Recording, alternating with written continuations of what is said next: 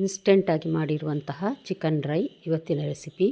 ಮನೆಯಲ್ಲಿ ಇರುವಂಥ ಸಾಮಗ್ರಿಗಳನ್ನು ಬಳಸಿ ಮಾಡಿದಂತಹ ಚಿಕನ್ನ ಕರಿದು ಚಿಕನ್ ಡ್ರೈ ಅಂತಲೇ ಹೇಳಬಹುದು. ನಮಸ್ತೆ ಫ್ರೆಂಡ್ಸ್, ಗುಡ್ ಫುಡ್ ಲ್ಯಾಂಡ್ ಚಾನಲ್ಗೆ ನಿಮಗೆಲ್ಲರಿಗೂ ಆತ್ಮೀಯ ಸ್ವಾಗತ. ಇಲ್ಲಿ ಒಂದು 750 ಗ್ರಾಮ್ ಅಂದರೆ 3/4 kg ಅಷ್ಟು ಚಿಕನ್ ತೆಗೆದುಕೊಂಡಿದ್ದೇನೆ. ಇದಕ್ಕೆ ಉಪ್ಪು ಪಿಂಕ್ ಸಾಲ್ಟ್ ಅದು 1 ಟೇಬಲ್ ಸ್ಪೂನ್ನಷ್ಟು ಹಾಕಿದ್ದೇನೆ. ಒಂದು ಅರ್ಧ ಟೀ ಸ್ಪೂನ್ ಅರಸಿನ ಪುಡಿ, ಒಂದು ಸಣ್ಣ ಚಮಚ ಕೆಂಪು ಮೆಣಸಿನ ಪುಡಿ, ಒಂದು ಅರ್ಧ ಲಿಂಬೆ ರಸ ಹಾಕಿ ಚೆನ್ನಾಗಿ ಮಿಕ್ಸ್ ಮಾಡಿ 1 ಗಂಟೆ, ಕನಿಷ್ಠ ಅರ್ಧ ಗಂಟೆ ಆದರೂ ಇಡಲೇಬೇಕು. 1 ಗಂಟೆ ಇಟ್ಟರೆ ಚೆನ್ನಾಗಿ ಮ್ಯಾರಿನೇಟ್ ಆಗ್ತದೆ. ಇದನ್ನು ಈ ರೀತಿ ಚೆನ್ನಾಗಿ ಮಿಕ್ಸ್ ಮಾಡಿ ಮುಚ್ಚಿ ಪಕ್ಕಕ್ಕಿಡುವ. ಅಷ್ಟರವರೆಗೆ ಈರುಳ್ಳಿ, ಟೊಮೆಟೊ ಮತ್ತು ಶುಂಠಿ, ಬೆಳ್ಳುಳ್ಳಿ ಎಲ್ಲ ಕಟ್ ಮಾಡಿ ರೆಡಿ ಮಾಡಿ ಇಡ್ತೇನೆ ನಾನು.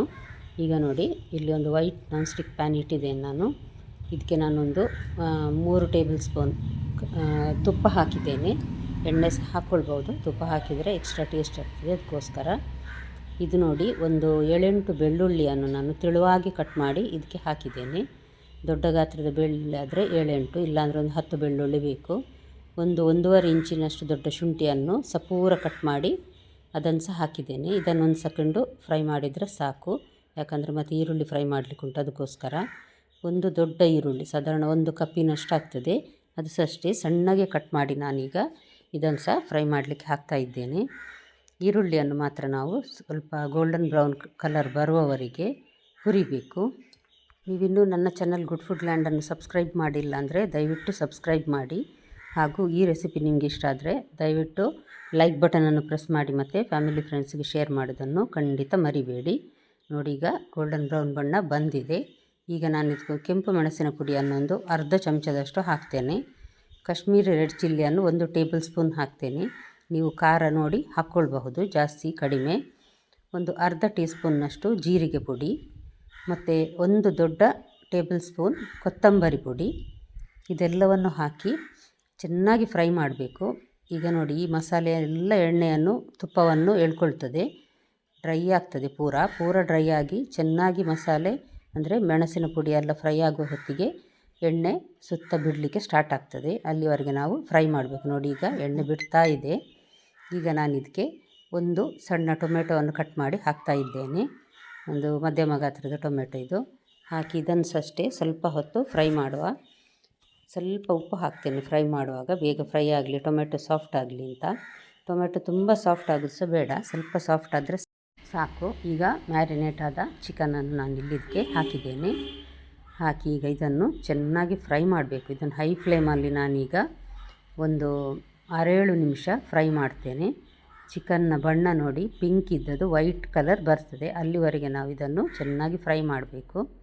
ಸಾಧಾರಣ ಒಂದು 60% ಫ್ರೈ ಆಗ್ತದೆ ಆಗ ಚಿಕನ್ ಈ ಮಸಾಲೆಯಲ್ಲಿ. ನಂತರ ಇದಕ್ಕೆ ನಾನೊಂದು ಅರ್ಧ ಲೋಟ ಅಥವಾ ಒಂದು 4-5 ಟೇಬಲ್ ಸ್ಪೂನ್ ಅಷ್ಟು ಸಹ ಸಾಕಾಗ್ತದೆ ನೀರು ಹಾಕಿ ಇದನ್ನು ಬೇಯಲಿಕ್ಕೆ ಇಡಬೇಕು. ನಾನಿದು ಸಾಫ್ಟಾಗಿರುವಂತಹ ಟೆಂಡರ್ ಚಿಕನ್ ತೆಗೆದುಕೊಂಡಿದ್ದೇನೆ, ಅದು ಬೇಗ ಬೇಯ್ತದೆ ಮತ್ತು ನೀರು ಸಹ ಸ್ವಲ್ಪ ಹಾಕಿದರೆ ಸಾಕಾಗ್ತದೆ. ಹಾಗಾಗಿ ಇದನ್ನೀಗ ಒಂದು ಕುದಿ ಬರಲಿಕ್ಕೆ ಬಿಡುವ. ಚೆನ್ನಾಗಿ ಒಂದು ಕುದಿ ಬಂದ ಮೇಲೆ ಮುಚ್ಚಳ ಮುಚ್ಚಿ ಬೇಯಲಿಕ್ಕೆ ಇಡಬೇಕು. ಲೋ ಟು ಮೀಡಿಯಮ್ ಹೀಟಲ್ಲಿ ನಾನು ಇದನ್ನು ಬೇಯಲಿಕ್ಕೆ ಇಡ್ತೇನೆ. ಒಂದು ಅರ್ಧ ಭಾಗ ಬೆಂದಿದೆ ಅಂದಾಗುವಾಗ ಮತ್ತು ಮೀಡಿಯಮ್ ಟು ಹೈ ಫ್ಲೇಮಲ್ಲಿ ಇಡುವ.